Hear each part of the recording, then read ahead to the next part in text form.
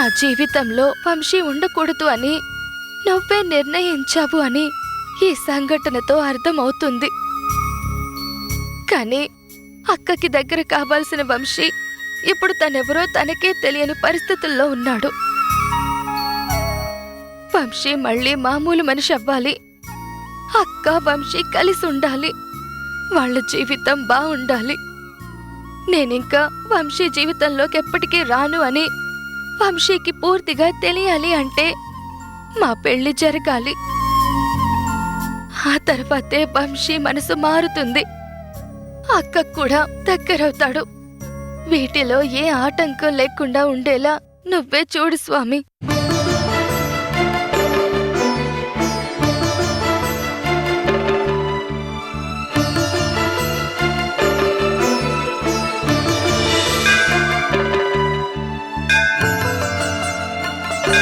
అమ్మా వర్ష, ఏంటమ్మా నన్ను ఇక్కడికి రమ్మన్నావు?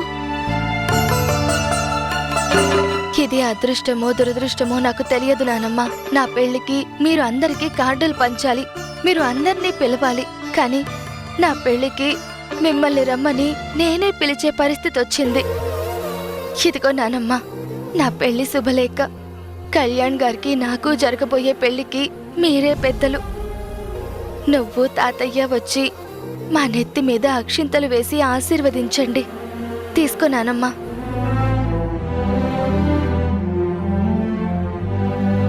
ఏంటి నానమ్మ, నా పెళ్లి శుభలేఖ తీసుకోవా? ఎలా తీసుకోమంటావమ్మా? నా మనవరాలికి ఒక గొప్ప డాక్టర్తో పెళ్లి జరుగుతోందని ఆనందించమంటావా? తప్పకుండా ఆనందించేదాన్ని. కాని అదెప్పుడో తెలుసా? వంశీ నువ్వు ప్రేమించుకోకుండా ఈ పెళ్లి జరుగుతుంటే ఆనందించేదాన్ని. అయినా తనకిది మొదటి పెళ్ళయ్యుంటే ఆనందించేదాన్ని. అన్నీ తెలిసిన నేను ఈ పెళ్లిని ఎలా అంగీకరించగలను? వంశీ నిన్నిష్టపడ్డాడు. మీరిద్దరూ జంట కావాలని నేను కోరుకున్నాను. అలాంటి వంశీని కాదనుకుని పెళ్ళయి ఒక పాపున్న వ్యక్తిని నువ్వు పెళ్లి చేసుకుంటున్నావంటే ఇక నన్ను సంతోషించమని నువ్వెలా అంటున్నావు? ఈ పెళ్లిని సంతోషంగా చూడాలని నేనెలా అనుకుంటాను? అన్నీ మనం అనుకున్నట్టే జరిగితే అది జీవితం ఎందుకవుతుంది నానమ్మ? ఏదైతే మనం ఊహించమో అదే జరుగుతుంది. దానిని మనం స్వీకరించుకోవాలి. నా అక్క జీవితం బాగుండాలి అంటే తను మనసారా ప్రేమించిన వంశీ తనతో ఉండాలి. అలా వాళ్ళిద్దరూ కలవాలి అంటే నేను ఎప్పటికీ వంశీ జీవితంలోకి రాను అనే నిజం వంశీకి తెలియాలి.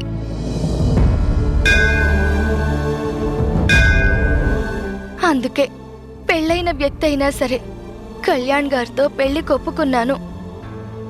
ఆయన చాలా మంచి మనిషి. నిలువ నీడ లేకుండా నడి రోడ్డు మీద ఉన్న నాకు నీడనిచ్చిన మనిషి. ఎంతో గౌరవంగా చూసుకున్నారు. తన ఇంటి మనిషిలా నన్ను అభిమానించారు. అలాంటి మనిషి జీవితంలోకి నేను వెళ్ళడం నా అదృష్టమని అనుకుంటున్నాను. ఈ పెళ్లి వల్ల నా జీవితం బాగుంటుంది. అక్క జీవితం నిలబడుతుంది. దయచేసి దీన్ని నువ్వు కాదనుకున్నానమ్మా. ఇది జరిగాక నేనే మీ వర్షని అన్న నిజం తాతయ్యతో సహా అందరికీ తెలియాలి. ఆ నిజం తెలియాలి అంటే ఈ పెళ్లి జరగాలి.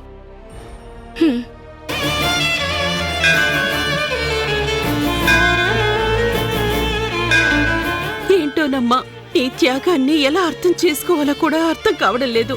రేపు పెళ్లి జరిగాకైనా ఈ నిజం మీ తాతయ్యకి తెలిస్తే అప్పుడు ఆయన ఎలా తట్టుకుంటారో కూడా అర్థం కావడం లేదు. దేవుడా, నువ్వెలా నడిపించాలనుకుంటున్నావో అలాగే నడిపించు తండ్రి. నానమ్మా,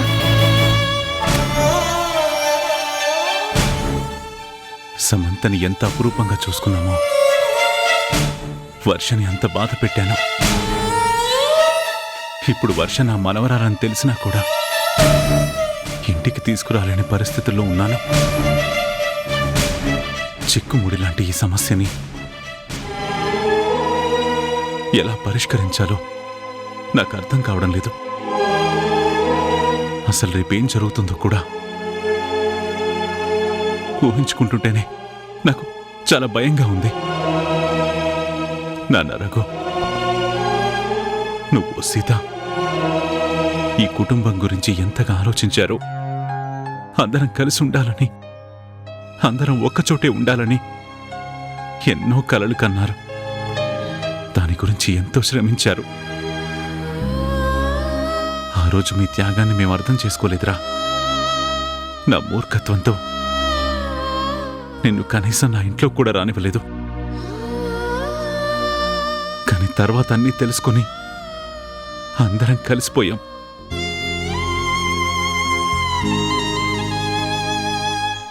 ఇంక జీవితంలో ఎలాంటి ఇబ్బంది ఉండదు అనుకునే క్షణంలో ఊహించని షాక్ తగిలింది. ఒక దుర్మార్గురాలాడిన నాటకంలో మీరు శాశ్వతంగా మాకు దూరం అయ్యారు.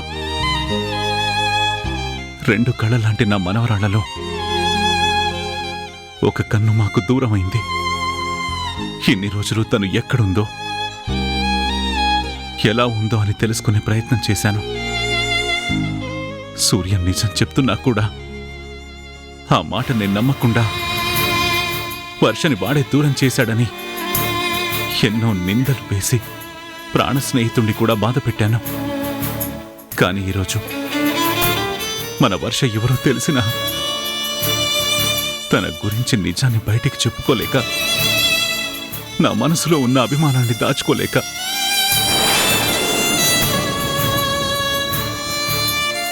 నాలో నేను ఎంతో మదన పడుతున్నాను. ఇవన్నీ ఎవరితో పంచుకోవాలో కూడా నాకు అర్థం కావడం లేదు.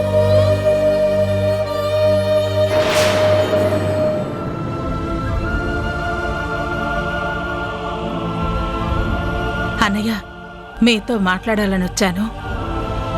ఏంటమ్మా? అదే అన్నయ్య, నేను ఎంతో కష్టపడి ఒక పెద్ద ప్రాజెక్ట్ మనకొచ్చేలా చేస్తున్నాను. కేశవ కూడా ఆ టెండర్ మనకే దక్కేలాగా మనకు ఎంతో హెల్ప్ చేస్తున్నాడు. కానీ సంతకం పెట్టడానికి వెళ్ళిన మీరు ఆ ఫైల్ మీద ఎందుకు సంతకం పెట్టలేదో ఇప్పటికీ నాకు ఆశ్చర్యంగానే ఉంది. ఏం లేదు మహి, అనుకోకుండా డిస్టర్బ్ అయ్యాను. అదే టైంలో తను సంతకం పెట్టమని ప్రెజర్ చేస్తుంటే పెట్టను అని పంపించేశాను. ఏం జరిగిందన్నయ్య? ఏదైనా ప్రాబ్లం ఉంటే చెప్పండి, నేను సాల్వ్ చేస్తాను. అన్నీ మనం అనుకున్నట్టే జరగవమ్మా. ఒక్కోసారి మనం అనుకోనివి కూడా మన కంటికి కనపడతాయి. ఊహించని పరిణామంతో ఆ క్షణాన మనసు మొత్తం మారిపోతుంది. నిన్న కూడా అదే జరిగింది. ఇది ఇక్కడితో వదిలే. ఆ కేశవని రేపు ఆఫీస్కి రమ్మను, నేను సంతకం పెడతాను. అదేంటన్నయ్యా, ఊహించినంత ఇబ్బంది ఏం జరిగింది? అది నాతో కూడా చెప్పకూడదా? కొన్ని విషయాలు ఎవరితోని చెప్పుకోలేము. అవి కేవలం మనసులోనే దాచుకోవాలి. నా జీవితంలో రహస్యం అంటూ ఏమీ లేదు. అన్నీ పూర్ణకి తెలుసు. కానీ అలాంటి పూర్ణ దగ్గర కూడా కొన్ని విషయాలు నేను మాట్లాడలేకపోయాను. అందుకే చెప్తున్నాను, ప్రతి మనిషికి ఇంకొకరితో పంచుకోలేని బాధ ఉంటుంది. ఎవ్వరితోనూ చెప్పుకోలేని సమస్య కూడా ఉంటుంది. ఈ విషయాన్ని ఇక్కడితో వదిలే. కాసేపు నన్ను ప్రశాంతంగా ఉండని ప్లీజ్. సరే అన్నయ్య.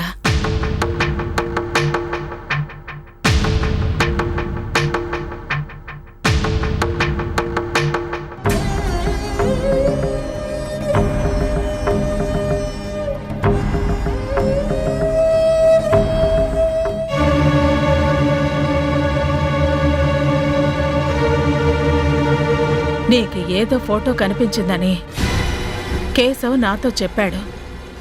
కానీ నువ్వు ఆ విషయాన్ని మాత్రం నా దగ్గర చెప్పలేదు. అదేంటో నిన్ను ఇంతలా ఆలోచించేలా ఎందుకు చేస్తోందో నేను తెలుసుకుంటాను. ఆ తర్వాత నేనేం చెయ్యాలో నిర్ణయించుకుంటాను.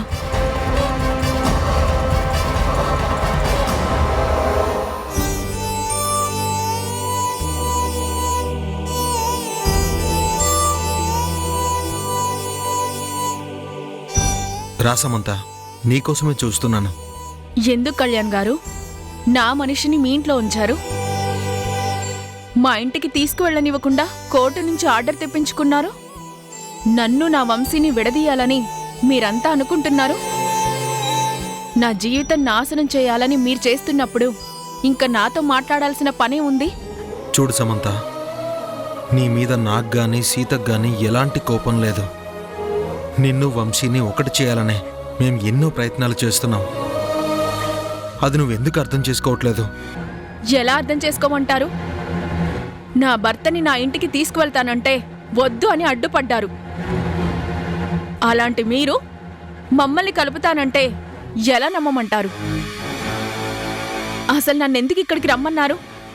ముందు ఆ విషయం చెప్పండి.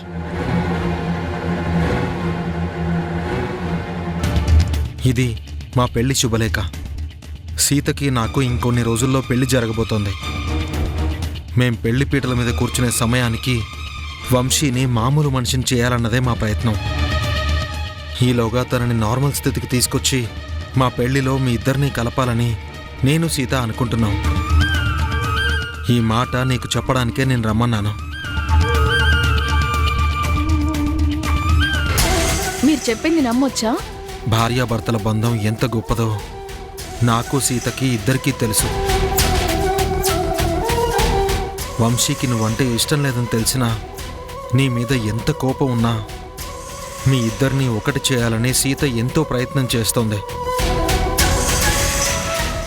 నేను కూడా సపోర్టే చేస్తున్నాను.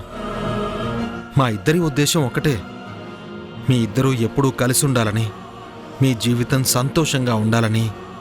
మేం కొత్త జీవితంలో అడుగుపెడుతున్న క్షణంలో మీరిద్దరూ కలవాలన్నదే మా కోరిక. ఇందులో ఎలాంటి సందేహం లేదు. ఇక వంశీని నీతో పంపించకుండా ఎందుకు ఆపామో ఇప్పుడు నేను నీకు వివరంగా చెప్తాను. వంశీ మానసిక స్థితి ఏం బాలేదు. తను ఎందుకు ఇలాంటి పరిస్థితికి వచ్చాడో ఎవ్వరికీ అర్థం కావట్లేదు. తను ప్రేమించిన వర్ష దూరమైనందుకు ఇలా అయ్యాడా, ఇంకేమైనా కారణం ఉందా అన్నది మేం పూర్తిగా తెలుసుకోవాలి.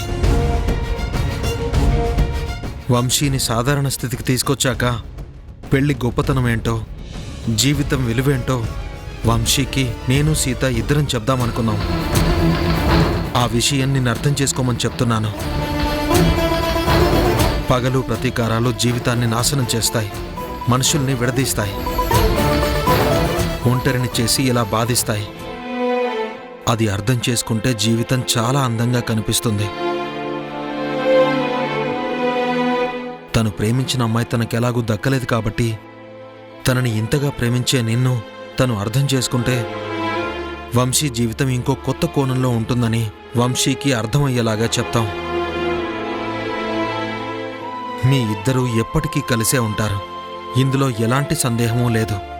మళ్ళీ చెప్తున్నాను, మా పెళ్లి జరిగేలోపు మీ ఇద్దరిని కలపాలన్నదే మా ఉద్దేశం. సారీ కళ్యాణ్ గారు, మిమ్మల్ని తప్పుగా అనుకున్నాను. నన్ను వంశీని విడదీస్తున్నారనుకున్నాను. కానీ మీరు మా గురించి ఇంత గొప్పగా ఆలోచిస్తున్నారని నేను ఊహించలేకపోయాను. మీకు సీతకి పెళ్లి జరగాలి, మీరు సంతోషంగా ఉండాలి, నేను నా వంశీతో ఆనందంగా ఉండాలి. వస్తాను. సరే.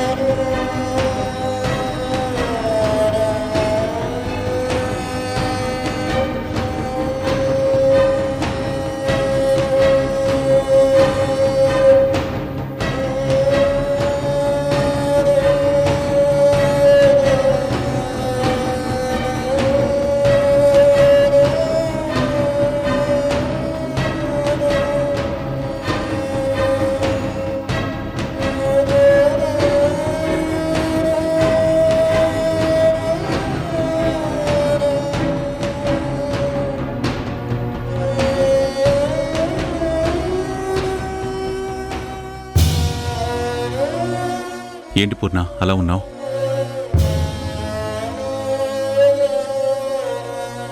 ఏంటది? పెళ్లి శుభలేకండి. ఎవరిది? వర్షాదండి. వర్ష త్వరలో పెళ్లి చేసుకోబోతుంది. ఎవరినో తెలుసా? కళ్యాణ్ని.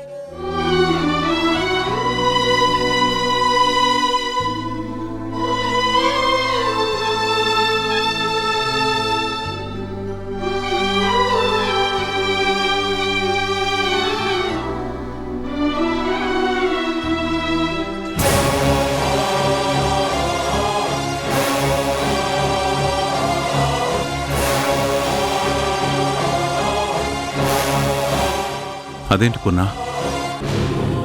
ఒకప్పుడు సమంత నాతో చెప్పింది వర్ష కళ్యాణ్ పెళ్లి చేసుకోబోతున్నారని. అప్పుడు నేను కూడా పెద్దగా పట్టించుకోలేదు. సర్లే, ఎవరి విషయం మనకెందుకు అనుకున్నాను. కానీ ఈ శుభలేఖ చూస్తే మాత్రం ఎందుకో నాకు చాలా బాధగా ఉంది. వర్ష మీ మనవరాలని మీకు తెలియకపోయినా మన రక్తానికి అన్యాయం జరుగుతోందంటే మన మనసుకి బాధగానే ఉంటుందండి. మన ఇంటి మనవరాలు ఇలా పెళ్ళైన వాణ్ణి పెళ్లి చేసుకోబోతుంది అన్న నిజాన్ని నేను మీతో చెప్పకుండా వర్ష నా చేతులు కట్టేసింది. కానీ ఇప్పుడు ఈ పెళ్లిని ఎలా ఆపాలో అర్థం కావడం లేదు. పూర్ణ, ఏం మాట్లాడట్లేదేంటి? ఏం మాట్లాడమంటారండి? అసలు నాకు మాటలే రావడం లేదు. ఈ ఇంటితో వర్షాకి ఒక అనుబంధం ఉంది. తను మన మనిషి అన్న అభిప్రాయం ఉంది. కానీ తన చుట్టూ ఉన్న వాళ్ళందరూ తనకి శత్రువులుగా మారారు. ఆ అమ్మాయి నీడను కూడా ఇంట్లో సహించలేకపోతున్నారు. అలాంటి అమ్మాయి గురించి నేనేం మాట్లాడాలి? కానీ ఒక్కటి నిజమంటే, వర్ష మీద మీ అందరికీ ఎంత కోపం ఉన్నా సరే వర్ష ఎప్పుడూ ఎలాంటి తప్పు చేయలేదు. మన విషయంలో తనెప్పుడూ మనం బాగుండాలనే కోరుకుంది. అలాంటి ఒక ఆడపిల్లకి పెళ్లి జరుగుతుంది అంటే ఎవరికైనా ఆనందించే విషయమే. కానీ ఎలాంటి పరిస్థితుల్లో జరుగుతోంది, ఎవరితో జరుగుతుంది అన్నది ఆలోచించాలి కదా. కళ్యాణ్ మంచివాడు, సమాజంలో పేరు ప్రతిష్టలున్న ఒక గొప్ప డాక్టర్. అదొక్కటే వర్షాన్ని పెళ్లి చేసుకోవడానికి అర్హత కాదు.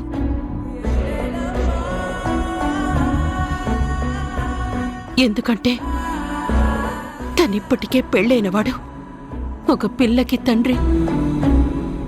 అలాంటి వ్యక్తిని వర్ష పెళ్లి చేసుకుంటుందంటే తట్టుకోవడం చాలా కష్టంగా ఉంది.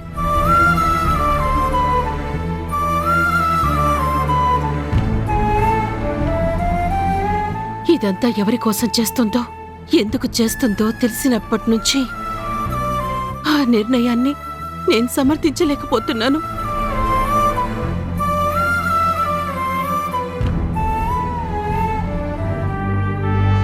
వర్ష ఏ మన మనవరాలని నిజం తెలియకపోయినా వర్ష విషయంలో అన్యాయం జరుగుతోందని నీ మనసు నీకు చెప్తోంది పూర్ణ.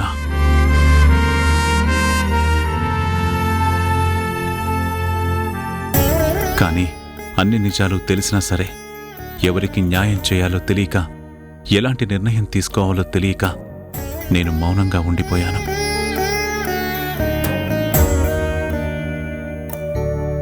ఏ మనవరాలి గురించైతే ఇన్ని సంవత్సరాలు కళ్ళు కాయలు కాసేలా ఎదురుచూశానో, తన ఇంట్లో అడుగు పెట్టాక యువరాణిలా చూసుకోవాలని ఎన్ని కలలు కన్నానో, అలాంటి నా మనవరాలు ఇన్నాళ్ళు మన కళ్ల ముందే ఉందని తెలిసినా నిజం బయటికి చెప్పలేని పరిస్థితికొచ్చాను.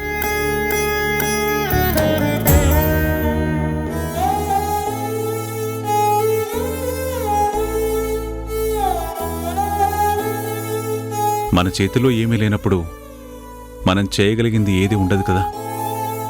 అనవసరంగా నువ్వు బాధపడి నన్ను కూడా బాధ పెట్టకపోర్నా. మన చేతిలో ఏమీ లేదు. అలా అని చేతులు కట్టుకొని ఎలా కూర్చోమంటారండి? ఎంత కాదనుకున్నా వర్ష పేరుతో మనకు అనుబంధం ఉంది. ఆ అమ్మాయి మీద నాకు ప్రత్యేకమైన అభిమానం ఉంది. తన విషయంలో ఇలా జరుగుతున్నందుకు బాధపడకుండా ఎలా ఉండగలను? సంబంధం లేదు అన్నట్టు ఎలా వదిలేయగలను?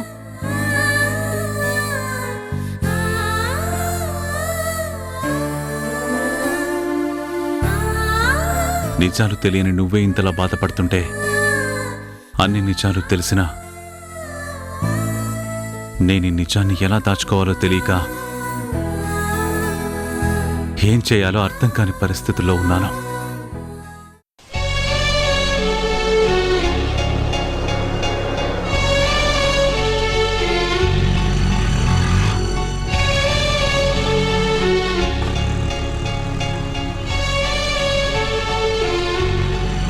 ఆటో ఆటో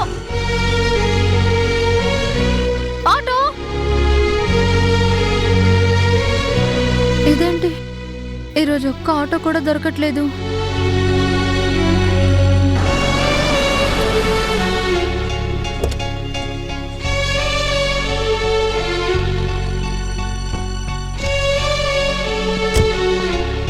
నమస్కారం డాక్టర్ గారు, బాగున్నారా?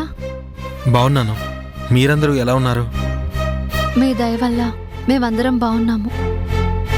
ఇక నా భర్త ఎప్పటికీ నడవలేడనే పరిస్థితి నుంచి తనని మామూలు మనిషిని చేసిన దేవుడు మీరు.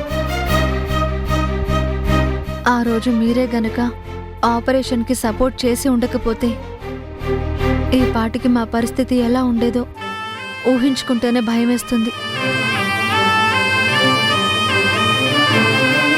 ఈ పెళ్లి కార్డు మీ ఇంటికొచ్చే ఇవ్వాలి అనుకున్నాను. అనుకోకుండా నువ్వే ఇప్పుడు ఎదురుపడ్డావు. ఇక్కడే ఇస్తున్నాను, ఏమీ అనుకోవద్దు. తీసుకో. మా పెళ్లికి మీరందరూ తప్పకుండా రావాలి. తప్పకుండా వస్తాం సార్. ఇది నా చెల్లెలి పెళ్లి అనుకుంటాను. ఇంతకీ పెళ్ళెప్పుడు?